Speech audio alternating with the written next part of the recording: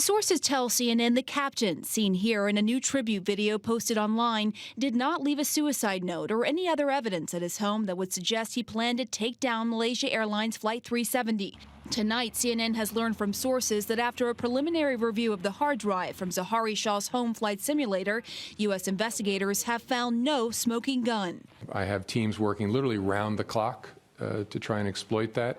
I don't want to say more about that in an open setting, but I expect it to be done fairly shortly, within a day or two, to finish that work. Sources say so far it does not appear Shah went to great lengths to scrub the hard drive when files were deleted last month, or that he had encrypted any of the files. Can you tell us what you were doing inside the house? Sources say investigators have also not found any incriminating data on the hard drive of his 27-year-old co-pilot Fareeq Hamid, seen here in an interview with CNN's Richard Quest weeks before the plane disappeared.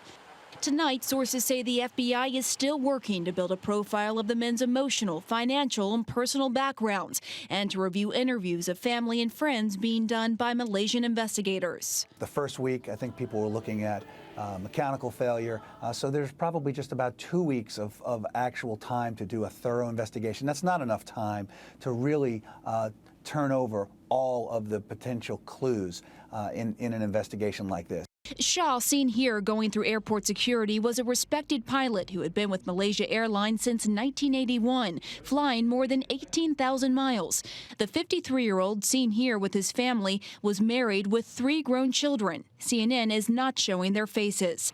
The family lived here in a gated community, but a source close to the family says his wife routinely stayed somewhere else when he was flying.